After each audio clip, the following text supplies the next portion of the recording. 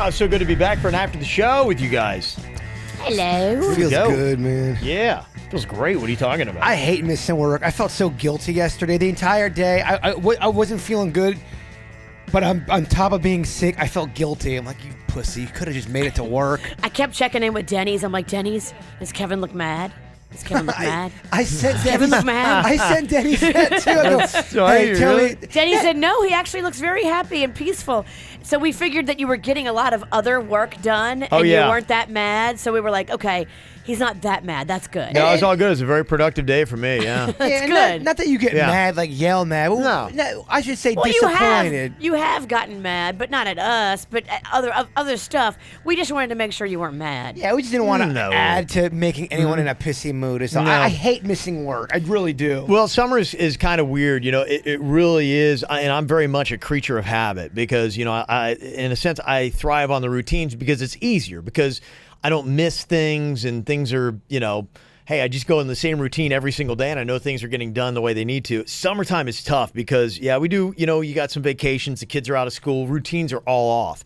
So for me, it's always kind of a weird struggle. I'm not saying I hate it, it's just different. Right. And so it's an adjustment period that you're like going, okay, because, yeah, we got a couple, you know, vacation days that, you know, we take here and there. And so, you know, it's always kind of a struggle. Every time we're off, I mean, people are texting me, Bird, did you get fired? I'm like, no, I don't think. Yeah, I wish, you know, and I keep trying to tell people, look, if we are fired, there will be no mention of KVJ. So for everybody out there, because, yeah, we get that message all the time. Yeah, there's going to be days when people are sick or we're going to have vacation days or whatever. And, you know, we still try to take minimal vacation.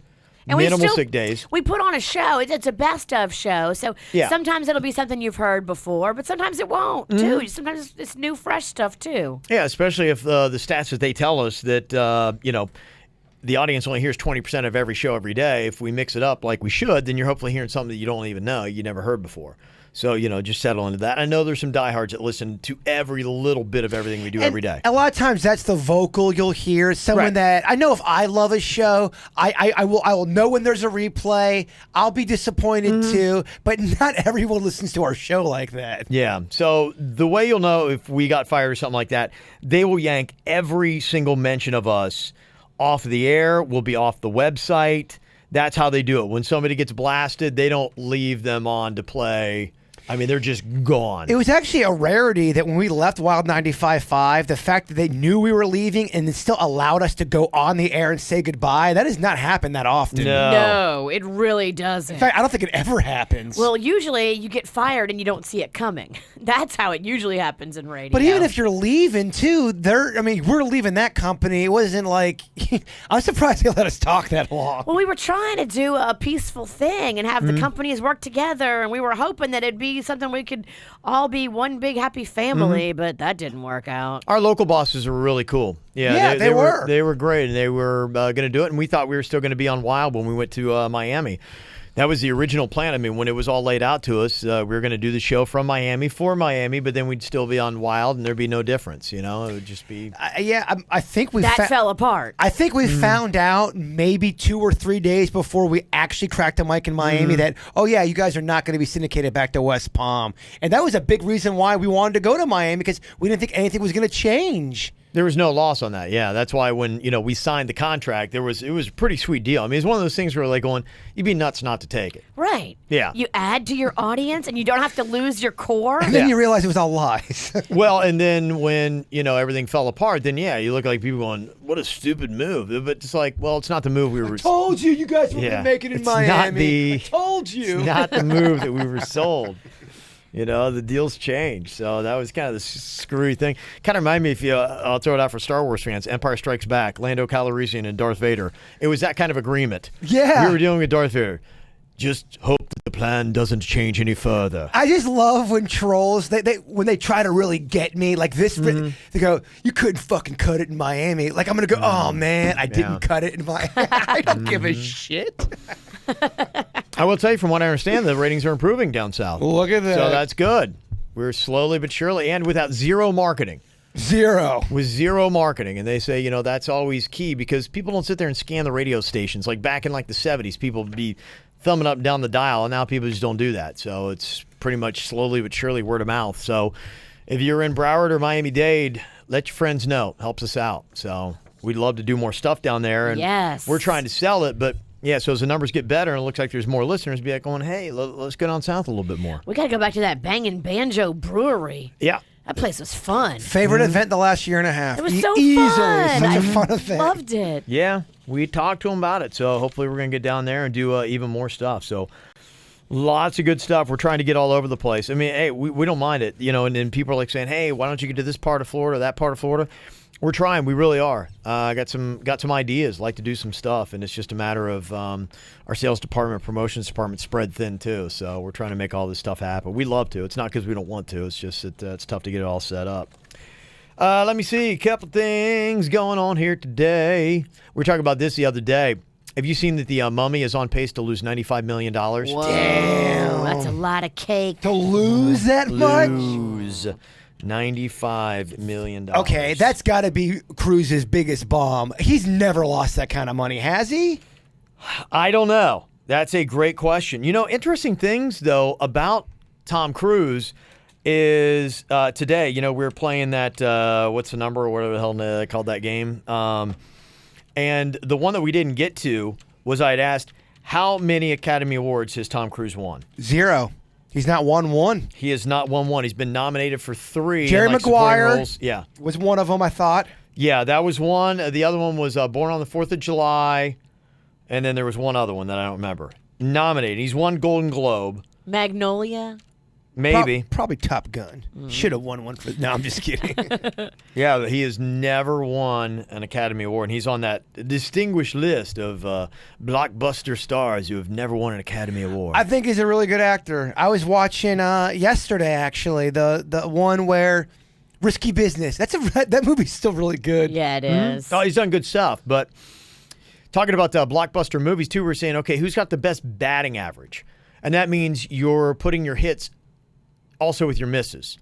Somebody sent me a website. It's not dead on, but it's who's got the most blockbuster hit movies.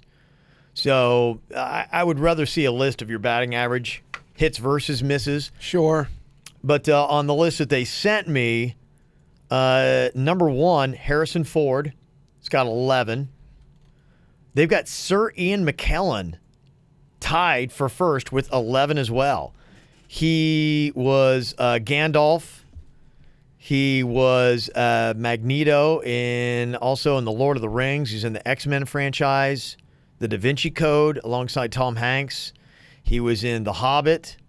That's really what got him, was being in those movies. Those type are of what, movies. 6? Well, I mean, he's at 11, so what? You can count 6 right there if he's in all those. So in a sense, all right, yeah, he's got 11, but yeah, you almost feel like that's cheating because you want him to be 6 different franchises or movies. I'm not saying his stats are padded, but they are kind of. You don't feel completely, because when I saw him, I go, what's Sir Ian McKellen? He's not carrying all those movies. You're right, he's not carrying them either. Yeah. To be in this huge monster franchise based on books, built-in audience, going to come in droves. Well, let me tell you who compared to, in fact, he's beaten him by one blockbuster, is Tom Hanks. Tom Hanks has 10. And he's got separate movies. But how many franchises has Tom Hanks been in other than the Toy Story franchise? I don't think any. Yeah. Has he? I mean, a lot of his are standalone. What was his Here's his. You got Catch Me If You Can, Apollo 13, The Polar Express, Saving Private Ryan, The Da Vinci Code, Castaway, Forrest Gump.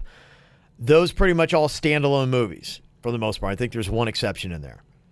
They're all so solid. Then you're forgetting about movies like Big that were very popular in the 80s. Splash, that was a blockbuster. All of those were big ones too. Right. Tied right up there with him at 10 is Will Smith with 10. Yeah. And you're talking about Men in Black, Shark Tale, Hitch, Pursuit of Happiness, I Am Legend, Hancock. Actually, I guess even kind of one. I forgot about that. We kind of ragged on that movie, but that apparently was a blockbuster hit. Which one?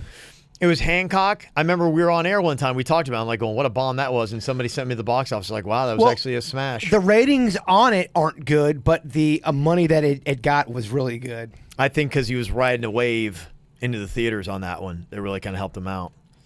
Let me see. Then you got Tom Cruise with 9.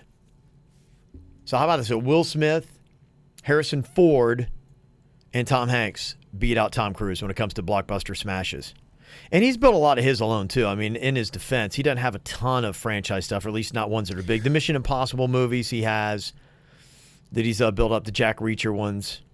Those are his franchises. I feel like he should have more, though. That doesn't seem like a lot. I know. Kind of thought that, too. Jerry Maguire on that list? They say... I don't know if they're listing all of them because it's written up as, a piece for you to get. But they have Top Gun, Rain Man, The Firm, Mission Impossible, Jerry Maguire, War of the Worlds. I guess they say that's his biggest to date. Yeah, it was. Wow. That was a huge movie. Huh. Did not know that. So those are some of the ones that they list. Like I said, I don't think it's an exhaustive list the way that it's written. Some of the other surprises in here, Gary Oldman has 9 blockbusters. I love him. He's really good. I would never, if you had a gun to my head and I was trying to put together the top 10 list, I wouldn't have put Gary Oldman in there. But again, he's got the Batman franchises. Ah. He has also got Planet of the Apes he's into. Harry Potter, he'd had that. He had a role in those movies, so those are the ones that kind of helped him. Again, and I think the reason why you don't think of him is because he's not necessarily carrying any of these movies. I noticed there's no chicks on that list. Sad to say, yeah.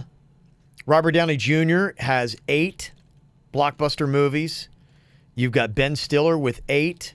Orlando Bloom with 8, but he's got that Pirates franchise. Tommy Lee Jones with 8. A lot of his are standalone, too. I got a little bit more respect for him because it's, TLJ? Yeah, the other ones he's been in, like The Fugitive. That's a great movie. That's one you go back. You should watch again if you haven't for a while. Our fugitive's name is... You guys remember what was Harrison's Ford name in that movie? Not going to get it. Dr.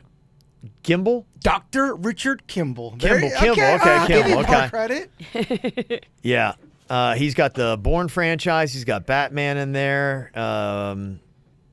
Yeah, Captain America was in that. Talk about smug, though. In The Fugitive, he's such a smug police officer. Oh, my gosh. Samuel L. Jackson has 7 blockbusters. Michael Caine with 7. Matt Damon with 7. And your first chick on the list? Sandra Bullock, Jennifer Aniston. It's a great guess. You're not going to get it. I'm not going to get it. I don't think so. I think it's going to surprise you. Helena Bonham Carter. Oh, yeah. She's in all the... Alice in Wonderland, Charlie and the Chocolate Factory. Tim Burton. She was in the Harry Potter, too. She was in several of those. That's what really helps her out. Planet of the Apes, Order of the... Okay, they didn't add that one. Let me see. She nearly had 2 more blockbusters in The Lone Ranger and Alice Through the Looking Glass, but they performed below expectations. That's what they said. Then the next chick is Cate Blanchett, 7. Yeah, that was an interesting little list. It's like, okay, that's what you got. Thank you for the person who sent that on. That's Stacy. Appreciate it. Gene said, after Jaybird's constant nagging, I finally saw The Usual Suspects. Final verdict, great movie. I cannot believe I didn't see it before. I think it's safe to say that Kevin Spacey is on the top of my list of actors to watch. I'm so glad someone watched that on my recommendation. I'm going to. I really want you guys. There's no way you're not going to love that movie. It's on my I've got viewing it on list. my list. Yep, me too. Mm-hmm. Denny's has got me on a little Quentin Tarantino run. I'm trying to watch his movies. I've never really gone through his movies. I'm trying to start to watch a lot of those. You like him?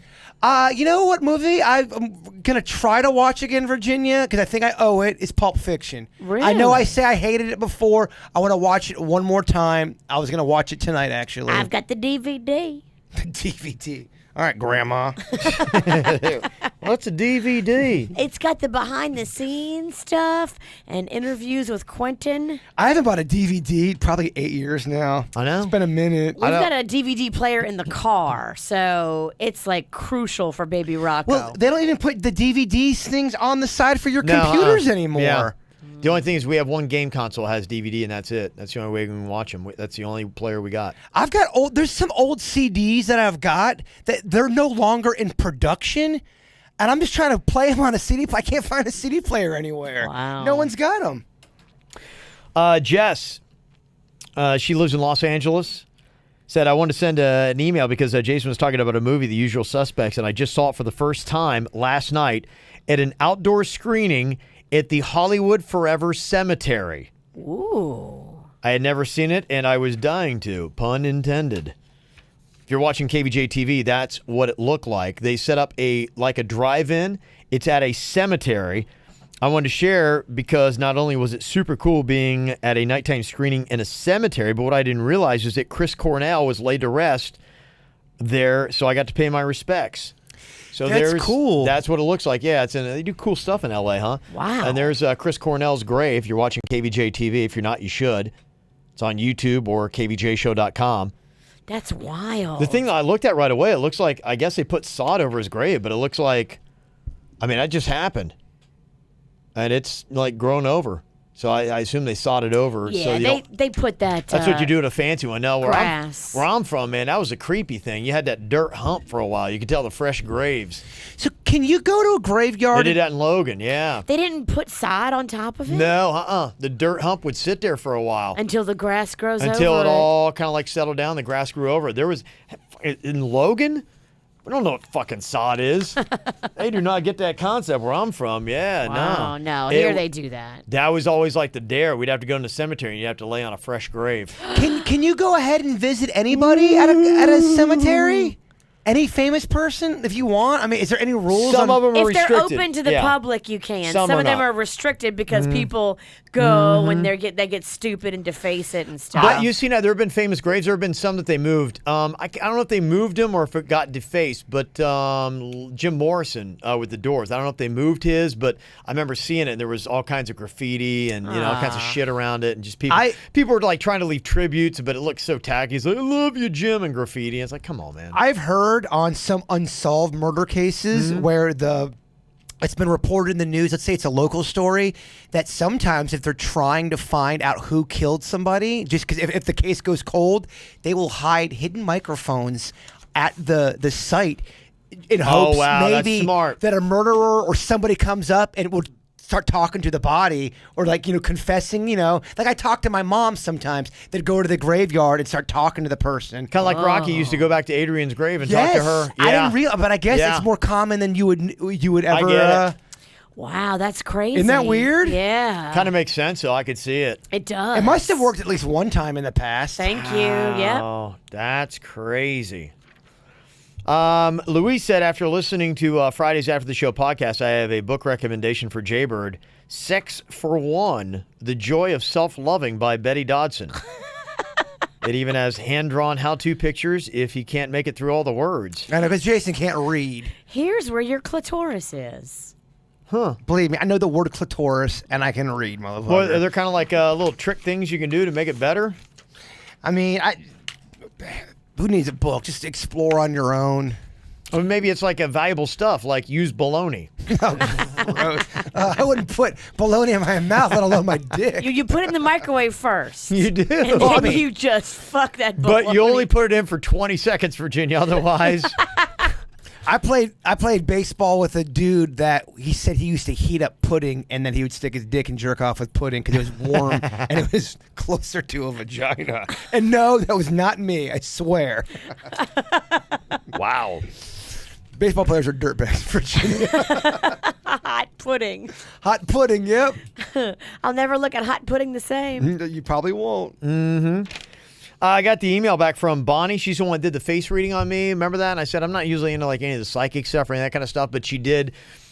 I guess it's like an art form of being able to read someone's facial features and telling a lot about their personality. I thought she was doing us too. We sent the pictures off. Yeah. Got it back. Oh, nice. Yeah, I was going to do like a different one every day on the regular show, but I thought maybe it'd be best. I don't know. I'll see how it goes. I'll at least do Virginia's first here today on the After the Show, because I thought maybe I want to plow through all of them, but I thought it might be too much for the regular show. So I don't know. I don't think it would be. Let me just do it right here. Okay, let's do it get right here into right it. now. Yeah.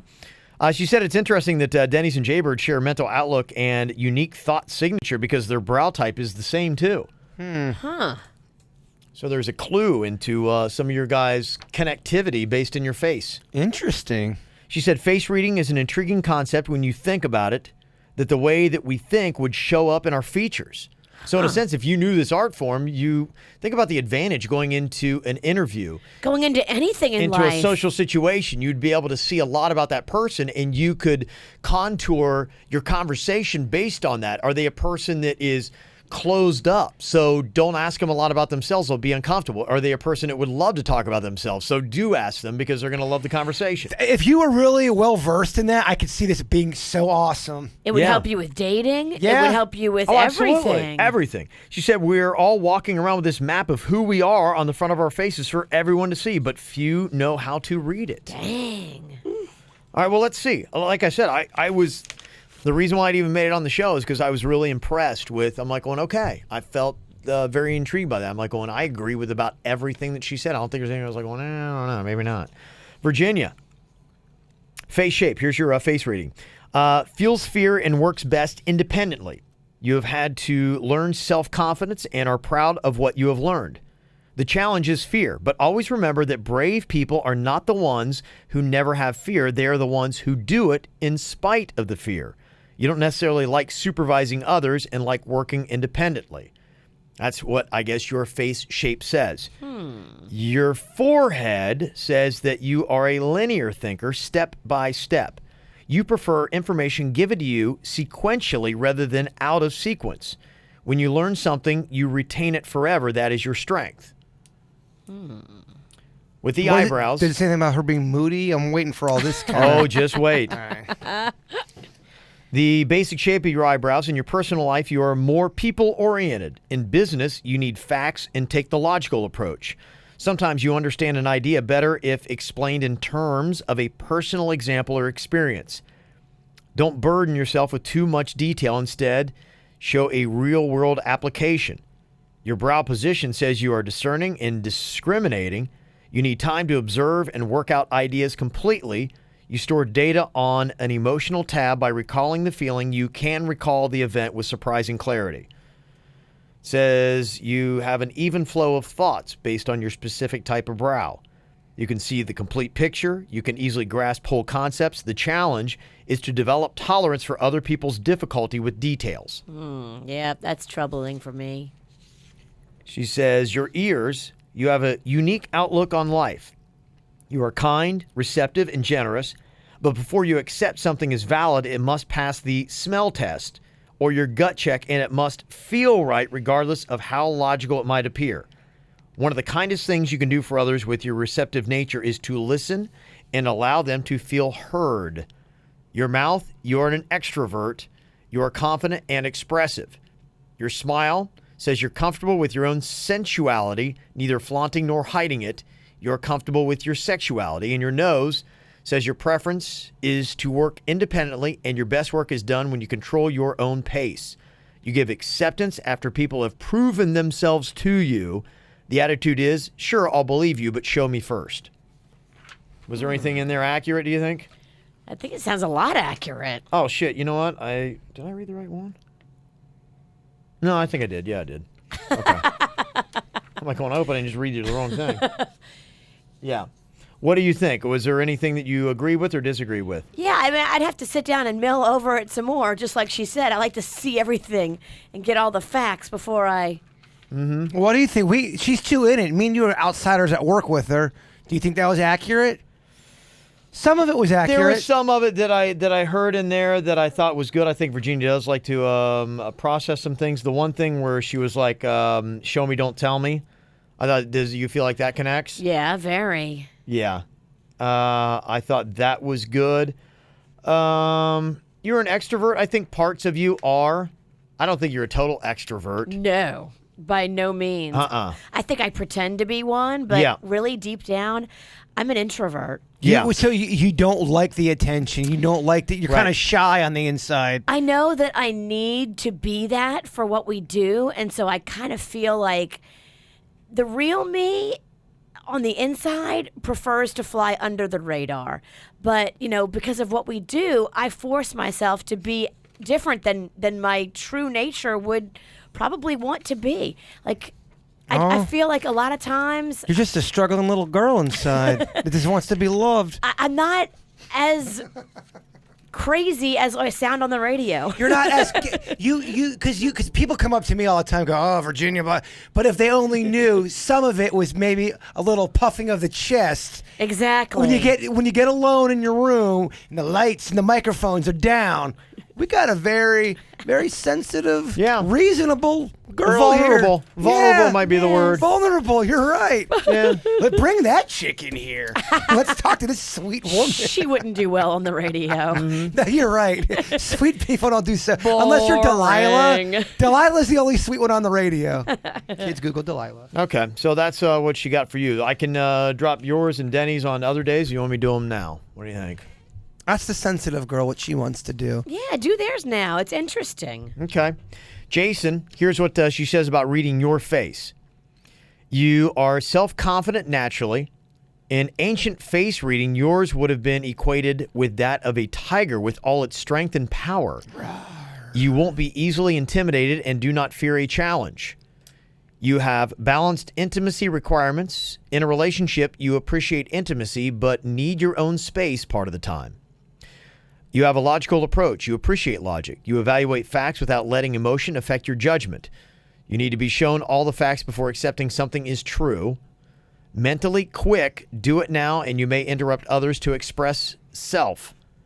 She said you have a wide-ranging focus and a curious mind. You have interest in many different things. Your challenge is to stay focused on a single topic. You're somewhat of a nonconformist and independent. Your challenge is to let others know that you can consider their opinions. You're an extrovert, confident, and expressive, outgoing and talkative. You're comfortable with your own sensuality, neither flaunting nor hiding it. You're comfortable with your sexuality. You work from feelings. You are curious and spend freely. Fear of not having enough, possibly due to childhood circumstances. That's what she says about you. Some of it I agree with. Some of it, I don't know. Who knows? Yeah, I felt like she really nailed mine. Yeah, I can see some maybe, some Yeah, not. I mean, it's hard because Virginia's right. Some stuff, some of our personality is because of our profession. You know, I think people sometimes think I go home and I snort barbecue sauce and then I try to fuck my Bigfoot pillow and, you know, it's Well, we don't know that you don't fuck that pillow. I'm just saying, you know, I agree with Virginia on the sense that, you know, we're also entertainers and we're trying to entertain people. And I think that at the end of the day, people may have a perception that's not 100% accurate. I was having this discussion a couple weeks ago with the lady at Nordstrom who was ringing us up, and she said she met us years and years ago, and she was just making this weird face, and she was like, yeah, I listen to you on the radio, but I don't know if I really like you on the radio. I like you much better in person. I guess that she's worked for this same store for a while, and I shopped there a while, so she knows me for a while. And I said to her, well, you know, whatever we do on the radio, it's kind of exaggerated. It's kind of like for entertainment. You're supposed to be an exaggerated version of yourself. You can't be that fucking crazy everywhere you go in your life, or someone's going to eventually shoot you. You know, you have to come in here and put on a show. And I kind of had a moment at the checkout, like, you really can't expect me to be that crazy every day, every minute, right? I remember we had an appearance to do, and this really cute girl comes up. She's talking to me, and I'm talking to her. And it was an appearance on a Tuesday night, so I was real tired.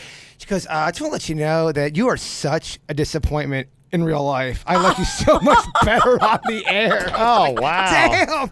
Fuck. Yeah, you probably get that more than anybody because people are expecting you to. They are expecting me to be, you know, as soon as I meet you, all right, let's fucking challenge right now, motherfucker. He's always the Three Stooges. Yeah. He's always It's all exhausting. of them. It is exhausting. Glad I'm not that guy. But she was adorable, but I could sense the conversation. It wasn't that good. I'm like, I kind of get why she's disappointed. Yeah, you walk away, you're sad, they're sad. It's just like, I'm like, hold on, let me go ahead and let me snort some Tabasco sauce. Hold on. Let me make up for it. Yes. I feel like I owe you. Yeah, somebody texted in and said, meeting Virginia, she is quiet and not so loud. I like her both ways. So Yeah, Virginia is definitely different off the microphone on some areas. But then put some alcohol in me, and yeah, I think that turns into vicious V. It does. No, alcohol is your greatest/worst thing to ever happen to you? It could be really good. It can be really bad, and I've seen it happen on both sides. You're one to talk. Oh, I got no stones to throw. I'm the same exact way. Well, Friday might be the night. It's going to be kind of fun because we're going to be doing no lyrics karaoke. We're going to be doing karaoke with none of the lyrics in front of us. So you got to come out, and if you don't know the words to the song, you got to make them up. I love it. Yeah, I read on this email, it says there will be a KVJ drink tab. So there you go. I think the perfect type of song to do is not one you know by heart, but not one you don't know at all. Something where you know about 65 to 70% of the lyrics to make it kind of fun and interesting. Yeah, I'm going to put together a list of probably about 3 to 5 songs that I'm going to want to do while I'm there. I'm going to probably lead off with, and I think there might really only be one song that I feel confident I started kind of going through it. I don't think I know all the way front to back, but I know a majority of the lyrics. Okay, yeah. I think I'm going to lead with that one. I think that's the kind you want to do, right? Yeah, I'm going to start off with that one, yeah. But what we're doing is you're doing the opening verse and then the chorus. So, like if I'd hate for somebody to be like going, yeah, I'm going to do Meatloaf, Paradise by the Dashboard Light, and you'd be like, oh. No. And the whole place is like, We're no. only getting a little bit into it. Yeah, so it's for fun. Each person's going to get about 90 seconds, so nobody can go up there and hog the whole stage. Like, so if you're not feeling a performance, you're just like going, okay, this is boring the shit out of me. Because karaoke does bring out karaoke dicks. Or hogs, yeah. Yeah, they're like, I am great. I want to sing. Right. But once you say that, get through the first chorus and we're good. So you do the opening verse, you do the first chorus, and then that's it. Yeah, pretty much. And if you're just really crushing it, maybe we'll give you a little bit more time. But realistically, that's what everybody's going to get. The Bronx, right? There's always an exception. If you start making everything absolute, you got to do it this way. We don't know what's going to happen out there. That's likely about what everyone's going to be. So, and it's going to be just quick rounds of 3 people up, they sing, and then the person from each round is going to win a drink. All I know is what duet am I doing with you two fuckers? You got to do one, yeah. Vision of Love, Mariah Carey. That would be a perfect song for me because I only know about 30% of the lyrics. It'd be fun to try to hit those notes. I know. Treated me kind, and that's all I got. I think of some good ones. I love when we did, what is it, Turn Around Bright Eyes. Or that was fun. And by the way, that's a jam. How's it going? Turn around and bright eyes. I love that song. Turn around. And then it comes back and so emotional. Yeah. You think the song's over, but it's got another 3 minutes left. Oh, it does, yeah. Kicks in. So plan on joining us. We'll be out there starting at 7 o'clock, but they have happy hour specials from 4 to 8. So it's like half-price cocktails and food, so you can come out and get a little bit of a snack before that. And we'll be at West Palm this Friday, but we're going to be bouncing around. Yeah. So if you're south, we're coming towards you as well. Yep. And the specials are at all the locations. They're doing these happy hour prices at all the Blue Martinis, not just the one where we are that week. Yeah, we have already dates scheduled for Blue Martini, West Palm, Boca, and even Fort Lauderdale. So we'll be at those 3 different locations, kind of jumping around with those 3. So try to make it out to come see us on Friday. All right. Saw some people over the weekend going to Buzz Chicken and Seafood. Thank you for those tweets when you go. Love to see them. The tweets have not slowed down at all. People keep going. I just love the fact that people from out of the area, first place they go now is Buzz Chicken and Seafood. That's it. Well, for Magnolia's birthday party, we had the VIP room for all the parents. I put Bud's in there. Nice. All the parents were so happy. There was champagne and Bud's Chicken and Seafood, and it was kind of away from all the loud music and the screaming kids. Okay, that's cool. It created such a den of happiness. That Bud's puts everybody in a good mood. Virginia knows how to throw a party. Whether that party's for a 1-year-old or for an 80-year-old, Mama turns it out. She does. Definitely turns it out. Go check out one of their 7 different locations, Bud's Chicken and Seafood. Have an amazing day. We'll talk to you later. Goodbye. Cleveland Clinic Florida provides individualized treatment plans for excellent outcomes of health problems, ranging from the most common to the most complex, even in cases considered untreatable by others. Cleveland Clinic Florida. Every life deserves world-class care.